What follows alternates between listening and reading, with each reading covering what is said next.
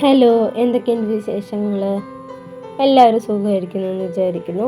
ഇത് നമ്മുടെ 26ാമത്തെ പാർട്ടാണ്. അധികം എക്സ്പെക്റ്റേഷനൊന്നും വെച്ച് വായിക്കരുത് കേട്ടോ. അപ്പോൾ നമുക്ക് തുടങ്ങിയാലോ. തറവാടിലെ ഏറെ കാലത്തെ കാത്തിരിപ്പിന് ശേഷം ജനിച്ച പെൺകുട്ടിയാണ് പാർവതി. അതുകൊണ്ട് തന്നെ പാർവതിയോട് പണ്ട് മുതലേ ഒരിത്തിരി സ്നേഹം കൂടുതലാണ് എല്ലാവർക്കും. ചെറുപ്പം മുതലേ ഞങ്ങളുടെ കല്യാണം ഉറപ്പിച്ചു വെച്ചതാണ്. 27ാമത്തെ വയസ്സിലാണ് എൻ്റെയും പാർവതിയുടെയും വിവാഹം നിശ്ചയം കഴിഞ്ഞത്. അന്ന് അവൾക്ക് 24 വയസ്സ്. ചെറുപ്പം മുതൽ ദേവൻ പാറുവിൻ്റെ മാത്രമാണെന്ന് പറഞ്ഞു വളർത്തിയത് കൊണ്ടായിരിക്കാം ദേവദത്തൻ എന്ന് പറഞ്ഞാൽ അവൾക്കൊരു തരം ഭ്രാന്തായിരുന്നു. ആദ്യമൊക്കെ അനീതിയെ പോലെ കണ്ടതുകൊണ്ടാവാം എനിക്ക് അവളെ ഒരു ഭാര്യയുടെ സ്ഥാനത്ത് കാണാൻ കഴിഞ്ഞില്ല. പക്ഷേ എല്ലാവർക്കും വേണ്ടി ഞാൻ സ്വയം മാറി. പാർവതിയെ സ്നേഹിക്കാൻ തുടങ്ങി. ഒരു പരിധി കഴിഞ്ഞാൽ സ്നേഹവും ഒരു തരം വീർപ്പുമുട്ടലാണ്. പാർവതിയുടെ പ്രണയം അത് എനിക്ക് ഉൾക്കൊള്ളാൻ കഴിയുന്നതിനേക്കാൾ ഒരുപാട് മുകളിലായിരുന്നു. ശരിക്കും ഭ്രാന്തമായ പ്രണയം.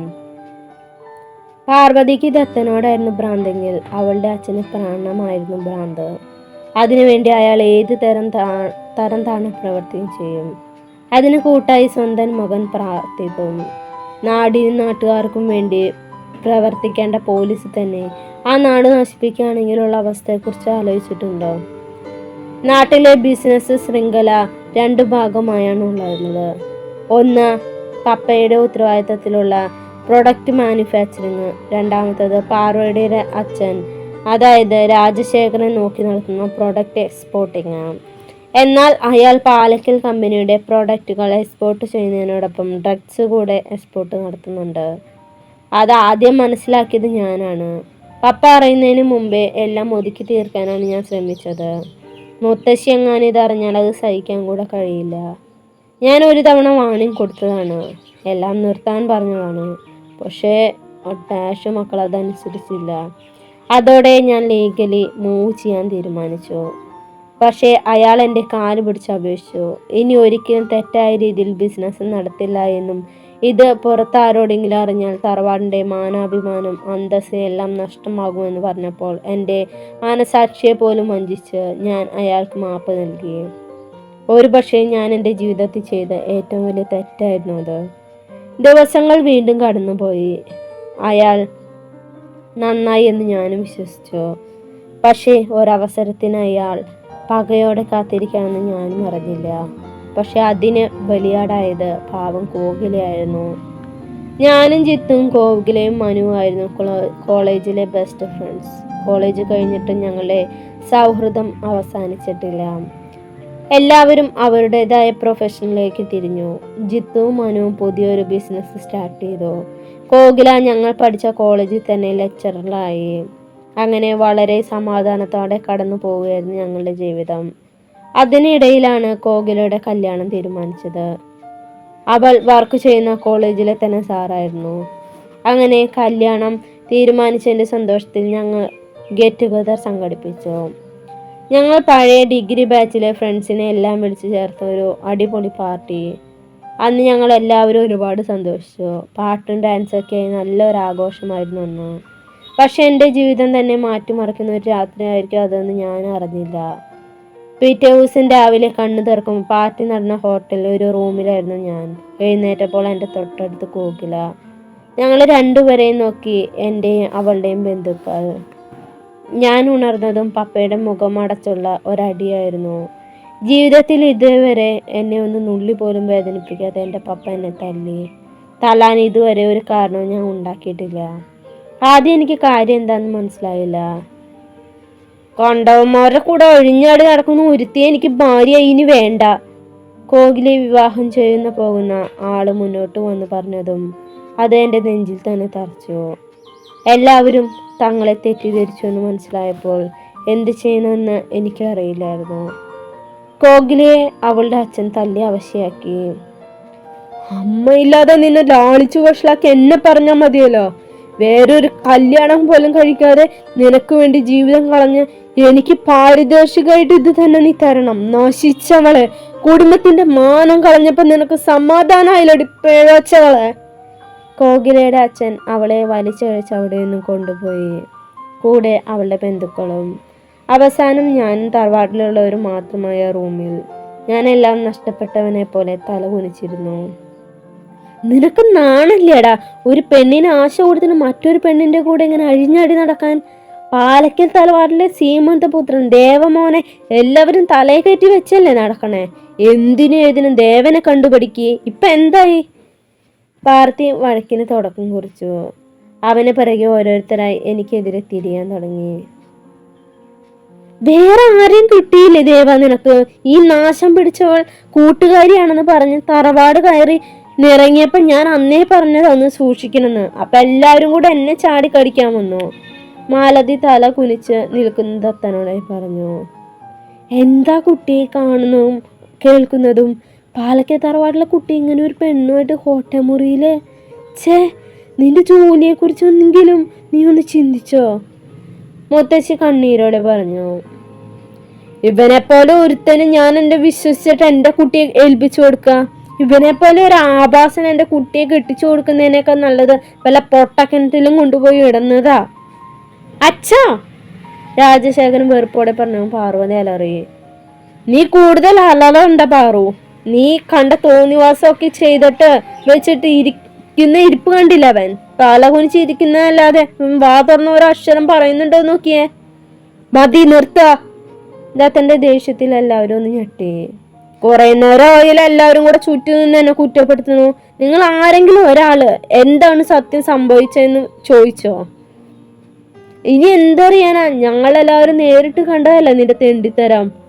പാർത്തി പറയുന്ന കേട്ട് ദത്തൻ ബെഡിൽ നിന്നും ചാടി എണീറ്റ് അവന്റെ ഷർട്ടിനും കുത്തിപ്പിടിച്ചു. പാർത്തി തിരിച്ചു അവന്റെ ഷർട്ടിന്റെ കോളറിൽ പിടിച്ചു. നിർത്തി രണ്ടാളും. പാർവതി അവർ രണ്ടുപേരെയും പിടിച്ചു മാറ്റി. പാറു നീ.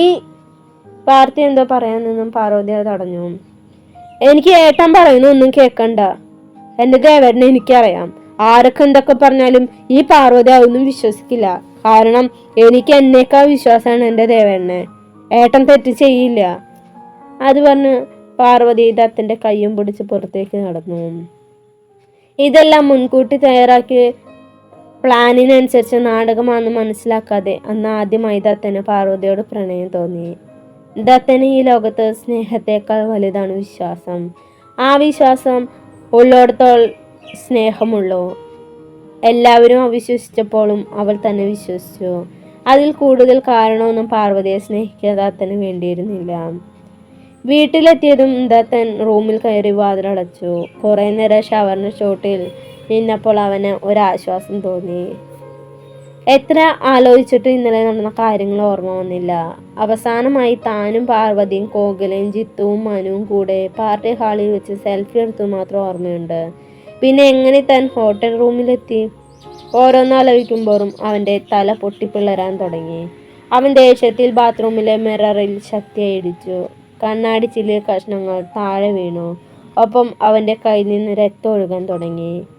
കയ്യിൽ തറച്ചു കയറിയ ചില്ലും കഷ്ണങ്ങൾ വലിച്ചെടുത്ത് കൈ കഴുകി അവൻ റൂമിൽ വന്നിരുന്നു. കബോർഡിലെ ഫസ്റ്റ് എയ്ഡ് ബോക്സ് എടുത്ത് മുറിവ് ക്ലീൻ ചെയ്തു. നിർത്താതെയുള്ള ഫോൺ റിങ് ചെയ്യുന്ന കേട്ട് അവൻ ഫോൺ എടുത്തു. ജിത്തു ആണ് വിളിച്ചത്. മറുഭാഗത്തു നിന്നുള്ള വാർത്ത കേട്ട് അവൻ ഒരു നിമിഷം സ്തംഭിച്ചു പോയി. മകളുടെ കല്യാണം മുടങ്ങിയതിൽ മനം തൊന്ത് കോകിലയുടെ അച്ഛൻ ആത്മഹത്യ ചെയ്തു. അവൻ്റെ മനസ്സിൽ കോളേജിൽ പഠിക്കുന്ന കാലത്ത് ഫ്രണ്ട്സുമായി കോകിലയുടെ വീട്ടിലേക്ക് പോയതും അവൻ്റെ അച്ഛൻ്റെ കളികളും ചിരികളും തമാശകളും കാരമുള്ളുപോലെ മനസ്സിൽ തുറച്ചു കയറി. അവൻ വേഗം ഡ്രസ്സ് മാറ്റി പുറത്തേക്ക് ഇറങ്ങി. കോകിലയുടെ വീട്ടിലേക്കാണ് പോകുന്നതെന്ന് അറിഞ്ഞപ്പോൾ അമ്മയും പാർവതി ഒഴികെ ബാക്കി എല്ലാവരും എതിർത്തു. ആ എതിർപ്പിനെ വകവയ്ക്കാതെ അവൻ കോകിലയുടെ വീട്ടിലേക്ക് പോയി. ചടങ്ങുകളെല്ലാം കഴിഞ്ഞ് ദത്തൻ പിറ്റേ ദിവസമാണ് വീട്ടിലേക്ക് വന്നത്. ഹാളിൽ അവനെ കാത്ത പോലെ എല്ലാവരും ഇരിക്കുന്നുണ്ടായിരുന്നു. ആരെയും ശ്രദ്ധിക്കാതെ അവൻ അകത്തേക്ക് പോകാൻ നിന്നതും പിന്നിൽ നിന്നും അവനുള്ള വിളി വന്നിരുന്നു. എന്താ ദേവാ നിന്റെ ഉദ്ദേശം? ഞങ്ങളുടെ എല്ലാവരെയും വാക്കു ധിക്കരിച്ച് നീ ആ അഴിഞ്ഞാട്ടക്കാരിയുടെ വീട്ടിലേക്ക് പോയില്ലേ? ചന്ദ്രശേഖരൻ പുച്ഛത്തോടെ ചോദിച്ചു. അതെങ്ങനെ അമ്മാവ അവൾ മാത്രം അഴിഞ്ഞാട്ടക്കാരിയാവുക? അവളുടെ കൂടെ ഹോട്ടൽ മുറിയിൽ നിന്ന് എന്നെയും പിടിച്ചതല്ലേ? അപ്പൊ ഞാനും അങ്ങനെ ഒരുത്തനല്ലേ? ദേവാ, നീ എന്തൊക്കെയായി പറയുന്നതിന് വല്ല ബോധമുണ്ടോ നിനക്ക്? പപ്പയുടെ ശബ്ദം ആ ഹാളിൽ മുഴങ്ങി. പിന്നെ സഹിക്കുന്നതിലും ഒരു അതിരില്ലേ പപ്പ? സത്യം എന്താണെന്ന് തെളിയുന്നത് വരെ ഞാൻ കൂടുതലൊന്നും പറയാൻ വരുന്നില്ല. പക്ഷെ സത്യം പുറത്തു വരുന്ന ആ നിമിഷം എൻ്റെ ചോദ്യങ്ങൾക്ക് നിങ്ങളുടെ കയ്യിൽ ഉത്തരം ഉണ്ടായിരിക്കണം. ജോലിയുമായി ബന്ധപ്പെട്ട് ഞാൻ എത്ര കണിക്കച്ചക്കാരനാണെന്നും ഇന്നേ വരെ ഈ ദേവൻ ഈ വീട്ടിൽ ആരോടെങ്കിലും അപമര്യാദയായിട്ട് പെരുമാറിയിട്ടുണ്ടാ? ഒന്ന് എതിർത്ത് സംസാരിച്ചിട്ടുണ്ടാ? ഇല്ലല്ലോ. അതെനിക്ക് കഴിവില്ലാഞ്ഞിട്ടല്ല, സ്നേഹവും വിശ്വാസം എന്ന കാരണങ്ങൾ കൊണ്ട് മാത്രമാണ്. പക്ഷെ ഇന്നലത്തോടുകൂടെ ആ വിശ്വാസം എനിക്ക് ഇല്ലാതെയായി. നീ കൂടുതൽ പുണ്യാളനാവാൻ നോക്കണ്ടതേവാ. ഇങ്ങനെയൊക്കെയാണ് കാര്യങ്ങളുടെ പോക്കെങ്കിൽ എൻ്റെ മോളുടെയും നിന്റെ കല്യാണത്തെയും കുറിച്ച് എനിക്കൊന്നുകൂടെ ചിന്തിക്കേണ്ടി വരും. അച്ഛാ വേണ്ട. അന്ന് ദേവേട്ടൻ അച്ഛനെ ചെയ്യാത്ത തെറ്റിന്റെ പേര് തെറ്റുകാരനാക്കാൻ നോക്കിയതിന്റെ ദേഷ്യം അച്ഛൻ ഇപ്പൊ തീർക്കാൻ നോക്കണ്ട. ഞാൻ സമ്മതിക്കുന്നു, അന്ന് ദേവേട്ടൻ ചെയ്തത് തെറ്റാണ്. പക്ഷെ ആ പക ഇപ്പൊ തീർക്കല്ലേ പ്ലീസ്. പാർവതി പറയുന്നോടെ കേട്ട് ദേവ അടക്കം എല്ലാവരും ഒന്ന് ഞെട്ടിയിരുന്നു. നീ എന്താ പാറുമോളെ ഈ പറയണേ? ദേവൻ ചന്ദ്രനെ തെറ്റുകാരനാക്കിയോ നോക്കിയെന്നോ? മുത്തശ്ശി സംശയത്തോടെ ചോദിച്ചു. അതെ മുത്തശ്ശി, 1 മാസം മുമ്പ് ദേവേട്ടൻ അച്ഛന്റെ പേരിൽ ഒരു കേസ് ഉണ്ടാക്കിയിരുന്നു. അച്ഛൻ എന്തൊക്കെയോ ഇല്ലീഗൽ ബിസിനസ് ഉണ്ടെന്ന്. പക്ഷെ അന്ന് അച്ഛൻ തെറ്റ് ചെയ്യാത്തത് കൊണ്ട് അതിൽ നിന്ന് രക്ഷപ്പെട്ടു. ദേവേട്ടന് അന്ന് എന്തോ ഒരു തെറ്റിദ്ധാരണ ഉണ്ടായതാ. അതുകൊണ്ടാ തറവാട്ടിൽ ആരോടും പറയാതെ ഇരിക്കണേ. ആ ദേഷ്യം ഇപ്പോ അച്ഛൻ ദേവേട്ടനോട് തീർക്കാണ്. പക്ഷെ അച്ഛൻ ഇനി എന്തൊക്കെ പറഞ്ഞാലും ദേവേട്ടൻ പാർവതിയുടെ മാത്രമാണ്. ഞാൻ കല്യാണം കഴിക്കുന്നുണ്ടെങ്കിൽ ദേവേട്ടൻ മാത്രമായിരിക്കും. അത് പറഞ്ഞ് പാർവതി അകത്തേക്ക് പോകാൻ നിന്നതും ദത്തന്റെ വീട് പിന്നെ വന്നിരുന്നു. നീ അവിടെ നിന്ന് നിന്നോട് ആരാ എനിക്ക് തെറ്റിദ്ധാരണ ഉണ്ടായതാന്ന് പറഞ്ഞ്? വ്യക്തമായ എവിഡൻസോട് കൂടിയാണ് ഞാൻ ഇയാൾക്കെതിരെ കേസ് എടുക്കാൻ നിന്നത്. പക്ഷെ ഇയാൾ എന്റെ കാല് പിടിച്ച് അപേക്ഷിച്ചുകൊണ്ടാ എന്റെ എത്തിക്സ് പോലും മറന്ന് ഞാൻ അയാൾ വെറുതെ വിട്ടത്. അതൊക്കെ 1 മാസം മുമ്പ് അവസാനിച്ച കാര്യമാണ്. അതൊരു കാരണമില്ലാതെ നീ എന്തിനാണ് ഇവിടെ പറഞ്ഞേ? ദത്തൻ 2 കൈകളും കെട്ടി അവൾക്ക് മുന്നിൽ നിന്നുകൊണ്ട് ചോദിച്ചു. അത് ദേവേട്ട, ഞാനത് പിന്നെ നിന്ന് പരുങ്ങാതെ കാര്യം പറയടി. ദത്തന്റെ അലർച്ച കേട്ട് പാർവതി ഒന്ന് പതറി. എല്ലാവരും അത്രയും ദേഷ്യത്തിൽ ദത്തനെ ആദ്യമായിട്ടാണ് കണ്ടത്. നീ ചെയ്ത തെറ്റ് മറച്ചു വെച്ച് നീ എന്റെ കുഞ്ഞിനെ പോലും ചോദ്യം ചെയ്യണോ? നീ അകത്ത് പോ പാറു. ഈ സംസാരം ഇവിടെ വെച്ച് നിർത്തിക്കോണം. സംസാരം അവസാനിപ്പിച്ച പോലെ ചന്ദ്രശേഖരൻ സെറ്റിയിൽ നിന്ന് എണീറ്റു. പ്രശ്നങ്ങൾ അങ്ങനെ അവസാനിക്കുന്നില്ലല്ലോ അമ്മാവ. സത്യത്തിൽ പ്രശ്നങ്ങൾ ഇപ്പോഴാണ് തുടങ്ങിയത്. ഞാൻ ഇന്ന് രാവിലെ നിങ്ങളുടെ പാർട്ടി നടന്ന ഹോട്ടലിൽ പോയിരുന്നു. അവിടെ 6 to 10 വരെയുള്ള CCTV ഫുട്ടേജ് ആരും ഇറേസ് ചെയ്തിരിക്കുന്നു. ഇനി സത്യം എന്താണെന്നറിയാതെ ഇവിടെ നിന്ന് ആരും എവിടേക്കും പോയില്ല. പാർവതി ഇവിടെ വന്നിരിക്കി. ദത്തൻ അവന്റെ അരികിലേക്ക് ചൂണ്ടി പറഞ്ഞു. പാർവതി ഉള്ളിലുള്ള പതർച്ച മറച്ചു വെച്ച് അവന്റെ അരികിൽ വന്നിരുന്നു. ദത്തൻ കുറച്ചു നേരം കണ്ണടച്ച് സെറ്റി ചാരിയിരുന്നു. പിന്നീട് എന്താ ഓർത്ത പോലെ ഫോണെടുത്ത് ജിത്തുവിനെ വിളിച്ചു. ജിത്തു, പാർട്ടിയിൽ നമ്മുടെ വിഷ്വൽസ് എല്ലാം ഷൂട്ട് ചെയ്യാൻ ഒരു ഫോട്ടോഗ്രാഫറെ ഏൽപ്പിച്ചില്ലേ? അയാളെ വിളിച്ച ആ വിഷ്വൽസും വാങ്ങി നീ ഉടൻ തന്നെ തറവാട്ടിലെത്തണം. അത് പറഞ്ഞ് ദത്തൻ കോള് കട്ട് ചെയ്തു. അധികം വൈകാതെ ജിത്തു തറവാട്ടിലെത്തി. വിഷ്വൽസ് എല്ലാം പെൻഡ്രൈവിലേക്ക് ആക്കിയതിനാൽ ദത്തൻ അത് ലാപ്ടോപ്പിൽ കണക്ട് ചെയ്ത് പ്ലേ ചെയ്യാൻ തുടങ്ങി. സെൽഫി എടുത്തു കഴിഞ്ഞ് പാർവതി പോയി എല്ലാവർക്കുള്ള ജ്യൂസ് എടുത്തുകൊണ്ട് വന്നു. ജ്യൂസ് കുടിച്ചു കഴിഞ്ഞ് പാർവതി ഒഴിച്ച് എല്ലാവരും തലയും താങ്ങിപ്പിടിച്ച് പാർട്ടി ഹാളിൽ ഇരിക്കാൻ തുടങ്ങി. പാർട്ടി ഹാളിൽ മറ്റു പലരും ഉണ്ടായിരുന്നെങ്കിലും DJ സോങ്ങിന്റെയും പാർട്ടിയുടെയും ലഹരിയുടെയും അതൊന്നും ആരും ശ്രദ്ധിച്ചില്ല. പാർവതി കോകിലയും താങ്ങിപ്പിടിച്ച് പുറത്തേക്ക് പോയി. പിന്നീടുള്ള വിഷ്വൽസിൽ മറ്റുള്ളവരുടെ ഡാൻസും പാട്ടും ഒക്കെയാണ് പതിഞ്ഞിട്ടുള്ളൂ. ദത്തൻ ഒരു ദീർഘനിശ്വാസത്തോടെ ലാപ്പ് അടച്ചു വെച്ചു. ഇനി ബാക്കി പറയേണ്ടത് നീയാണ് പാർവതി. പറ, നീ എന്താണ് ഞങ്ങൾക്ക് ജ്യൂസി കലർത്തി തന്നേ? നീ എന്തിനാണ് കോകിലെ പുറത്തേക്ക് കൊണ്ടുപോയേ? ഞാൻ എങ്ങനെ കോകിലയുടെ റൂമിലെത്തി? ദത്തൻ ഉയർന്നു വന്ന ദേഷ്യം പരമാവധി അടക്കി പിടിച്ചുകൊണ്ടാണ് ചോദിച്ചത്. എനിക്കറിയില്ല ദേവേട്ടാ, ഞാൻ കോകില ചേച്ചി വയ്യാത്ത അവസ്ഥയെ കണ്ടപ്പോൾ റൂമിൽ കൊണ്ടാക്കി കൊടുത്താണ്. അത് ശരിയാണ്, പക്ഷെ വേറൊന്നും എനിക്കറിയില്ല. പാർവതി അത് പറഞ്ഞതും ദത്തന്റെ കൈ അവളുടെ മുഖത്ത് പതിച്ചിരുന്നു. ദത്തൻ ദേഷ്യത്തിൽ അവളുടെ കവിളിൽ കുത്തിപ്പിടിച്ചു. സത്യം പറടി, നീ പറഞ്ഞൊക്കെ വിശ്വസിക്കാൻ ഞാൻ പൊട്ടാനല്ല. ഞാൻ ആരാണെന്ന് എന്റെ ജോലി എന്താന്ന് നിനക്ക് വ്യക്തമായിട്ട് അറിയാലോ. ദത്താ, അപ്പൊ എന്താ നിന്റെ ജോലി? ആകാംക്ഷ സഹിക്കാനാവാതെ പറഞ്ഞു ചോദിച്ചു. കളഞ്ഞു, ഫ്ലോ അങ്ങ് കളഞ്ഞു നശിപ്പിച്ചവള്. ദത്തൻ ദേഷ്യത്തിൽ അവളെ നോക്കി പറഞ്ഞു. സോറി, അറിയാൻ ആഗ്രഹം കണ്ടല്ലേ ചോദിച്ചു. പറ ദത്ത. വർണ്ണദത്തന്റെ താടി പിടിച്ച് വലിച്ചുകൊണ്ട് പറഞ്ഞു. ഞാൻ IPS ഓഫീസറായിരുന്നു. ദേവദത്തൻ IPS. വർണ്ണ പെട്ടെന്ന് ബെഡിന്ന് ചാടി എണീറ്റു. IPSോ? എന്റെ തമ്പുരാട്ടിക്ക് പിടിച്ചില്ലേ? നിനക്ക് ഇപ്പൊ എന്നെ കുറിച്ച് അറിയണോ അതോ ജോലിയെ കുറിച്ച് അറിയണോ? നീ ബാക്കി പറ. പാർവതി എന്തിനാ അങ്ങനെ ചെയ്തേ? അതല്ല, അവര് അച്ഛൻ്റെയും മകളുടെയും പ്ലാനിങ് ആയിരുന്നു. എന്തെങ്കിലും ഒരു ദിവസം രാജശേഖരന്റെ ഇല്ലീഗൽ ബിസിനസ് എല്ലാവരും മനസ്സിലാക്കുന്ന അയാൾക്ക് അറിയായിരുന്നു. അതിന് കാരണമാകുന്നതാണ് ഞാനായി സത്യങ്ങൾ തുറന്നു പറയുന്നതിന് മുമ്പേ ഇങ്ങനെയൊക്കെ ചെയ്താൽ ഞങ്ങളെ ആരും സംശയിക്കില്ലല്ലോ. തെളിവുകൾ ഞാൻ മനഃപൂർവ്വം കെട്ടിച്ചമച്ചാണെന്ന് വരുത്തി തീർക്കാൻ അയാൾക്ക് കഴിയും. പക്ഷെ എന്തിനു കോകില ചേച്ചി നിന്നെയും ചേർത്ത് തെറ്റായ ബന്ധം ഉണ്ടാക്കിയേ? വർണ്ണ സംശയത്തോടെ ചോദിച്ചു. അവിടെയാണ് ട്വിസ്റ്റ്. ഈ കാര്യങ്ങൾ തറവാടിലെ എല്ലാവരും അറിയാൻ ഒരു കാരണം ആവശ്യമാണ്. അല്ലാതെ പെട്ടെന്ന് ഒരു ദിവസം ദത്തൻ എൻ്റെ പേരിലുള്ള കള്ളക്കേസ് ഉണ്ടാക്കിയെന്ന് പറഞ്ഞാൽ ആരും അത്ര എളുപ്പത്തിൽ വിശ്വസിക്കില്ല. ഇങ്ങനെ ഞാൻ അയാൾക്ക് എതിരെയുള്ള ഒരു കള്ളക്കേസ് ഉണ്ടാക്കിയെന്ന് തെളിച്ചാൽ ആ പേര് പറഞ്ഞ് എൻ്റെ ജോലി ഉപേക്ഷിക്കാൻ അവർ പറയും.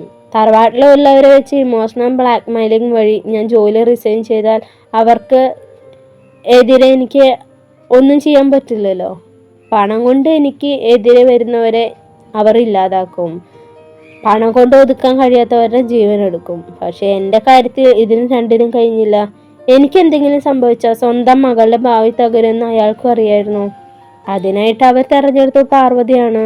ഞാനും കോകിലയും തമ്മിലുള്ള തെറ്റായ ബന്ധമുണ്ടെന്നും അത് കാരണം ഞാൻ അവളുമായുള്ള കല്യാണത്തിന് അധികം താല്പര്യം കാണിക്കാത്തതെന്നും കല്യാണം കഴിഞ്ഞാലും കോകിലയും ഞാനും തമ്മിലുള്ള ബന്ധം തുടർന്നു പോകുമെന്നും അയാൾ പാർവതി വിശ്വസിപ്പിച്ചു.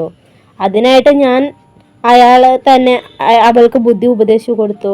പാർട്ടി നടക്കുന്നതിനകത്ത് ആൽക്കഹോളിൽ മിക്സഡ് ജ്യൂസാണ് പാർവതി ഞങ്ങൾക്ക് കൊണ്ടുവന്നത്. ഞങ്ങളുടെ ബോധം പോയതോടെ പാർവതി ഞങ്ങളെ ഹോട്ടൽ റൂമിലാക്കി പോലീസിനെ വിളിച്ചു വരുത്തി. ഞങ്ങളുടെ ബോധം തെളിയുന്നതിന് മുമ്പേ പപ്പയും മറ്റും ഇടപെട്ടതൊക്കെ പോലീസ് കേസ് ഒതുക്കി തീർത്തു. എന്നെയും കോകിലയും ഒരു റൂമിൽ നിന്നും പിടിക്കുന്നതോടെ ഞാനും കോകിലയും തമ്മിൽ തെറ്റായ ബന്ധമുണ്ടെന്ന് എല്ലാവരും വിശ്വസിക്കും. അതോടെ തറവാടിലുള്ളവർ ഇടപെട്ട് ഞങ്ങളെ തമ്മിൽ അകറ്റുകയും ഞാനും പാർവതിയും തമ്മിലുള്ള വിവാഹം നടത്തുകയും ചെയ്യും. പക്ഷേ അവരുടെ പ്രതീക്ഷകളെല്ലാം പൊളിഞ്ഞു. ഞാൻ സത്യങ്ങളെല്ലാം അറിഞ്ഞു. അതോടെ പാർവതി കള്ളം മാറ്റി ചവിട്ടി. ശരിക്കും ഞാനും കോകിലയും തമ്മിലുള്ള ബന്ധം അറിഞ്ഞതുകൊണ്ട് ഞങ്ങളെ തമ്മിൽ അകറ്റാൻ വേണ്ടി അവൾ സ്വയം ഒരു പൊട്ട ബുദ്ധിക്കാണ് അങ്ങനെയൊക്കെ ചെയ്തതെന്ന് ആക്കി മാറ്റി. ഞാൻ എതിർത്തെങ്കിലും ആരും വിശ്വസിച്ചില്ല. പണ്ട് മുതലേ ഞാനും പാർട്ടിക്കും തമ്മിൽ കീരിയും പമ്പുമാണ്. ആ ദേഷ്യത്തിലാണ് പാർട്ടിയുടെ അച്ഛൻ്റെ പേരിൽ ഞാൻ കള്ളക്കേസ് ഉണ്ടാക്കിയെന്നാക്കി മാറ്റി. എന്നെ ആരും വിശ്വസിച്ചില്ല. പക്ഷെ എൻ്റെ അമ്മ ഒഴിച്ച് മറ്റാരും എന്നെ വിശ്വസിച്ചില്ല. ഞാൻ തറവാട്ടിൽ തീർത്തും ഒറ്റപ്പെട്ടു. എന്നെ വിശ്വസിക്കാത്തവരുടെ കൂടെ താമസിക്കാൻ എനിക്ക് ഒട്ടും താല്പര്യമില്ലാതെ അന്ന് ഇറങ്ങിയതാണ് ആ തറവാട്ടിൽ നിന്നും. പല രീതിയിലും പാർവതിക്ക് വേണ്ടി അവർ എന്നെ തിരിച്ചു വിളിച്ചു. പക്ഷേ ഞാൻ പോയില്ല. അതോടെ അയാൾ എന്നെ തകർക്കാൻ തുടങ്ങി. എൻ്റെ ഡിപ്പാർട്ട്മെന്റിൽ എന്നെ നാണം കെടുത്തി. പല രീതിയിൽ എന്നെ മാനസികമായിട്ട് തളർത്തി. അതോടെ ഞാൻ ജോലി ഉപേക്ഷിച്ചു. എന്നാൽ അതുകൊണ്ടൊന്നും അയാൾക്ക് മതിയായില്ല. എൻ്റെ കൂടെയുള്ളവരെ കൂട്ടി അയാൾ മുച്ചോട് മുടിപ്പിച്ചു. ജിത്തുവിനോടും മനുവിനോടും ബിസിനസ് അയാൾ തകർത്തു. അവരുടെ ജീവന് വരെ ഭീഷണിയാകുന്ന ആയപ്പോഴാണ് ഞങ്ങൾ പാലക്കാട് വിട്ട് തൃശ്ശൂരിലേക്ക് എത്തിയത്. ഇവിടെയാണ് കോകിലയുടെ അമ്മ വീട്. അപ്പോ നീ ശരിക്കും പോലീസാണ് ദത്ത? ബെസ്റ്റ്. ഇത്രയും പറഞ്ഞിട്ട് നീ ആ ജോലിയിൽ തന്നെ പിടിച്ചിരിക്കുകയാണോ? അതിനുശേഷം ഞാൻ പറഞ്ഞൊന്നും നീ കേട്ടില്ലേ? ദത്തൻ അവളുടെ തലയിൽ ഒന്ന് കൊട്ടിക്കൊണ്ട് ചോദിച്ചു. അപ്പോൾ ഇന്നത്തെ പാർട്ട് കഴിഞ്ഞു. നല്ലൊരു പാർട്ടായിട്ട് നാളെ കാണാം. ബൈ. Thank you. ലാസ്റ്റ് നല്ല കട്ട പോറാണെന്ന് എനിക്കറിയാം. ഞാൻ പറഞ്ഞല്ലോ അധികം എക്സ്പെക്റ്റേഷനൊന്നും വെച്ച് വായിക്കരുതെന്ന്. ഒന്നാമത് എനിക്ക് വയ്യ. പിന്നെ നിങ്ങളുടെ മെസ്സേജ് ഒക്കെ ഇങ്ങനെ എന്താ പോസ്റ്റ് ഇടാത്തെ എന്നൊക്കെ ചോദിച്ചിട്ടുള്ള മെസ്സേജ് കണ്ടുകൊണ്ടാണ് ഞാൻ പോസ്റ്റ് ഇടാമെന്ന് വിചാരിച്ചത്. അപ്പോൾ നല്ലൊരു വീഡിയോ ആയിട്ട് നാളെ കാണാം. ആകെ മൊത്തം ഒരു ജഗ പുകയായില്ലേ? അപ്പോൾ ശരി. Thank you.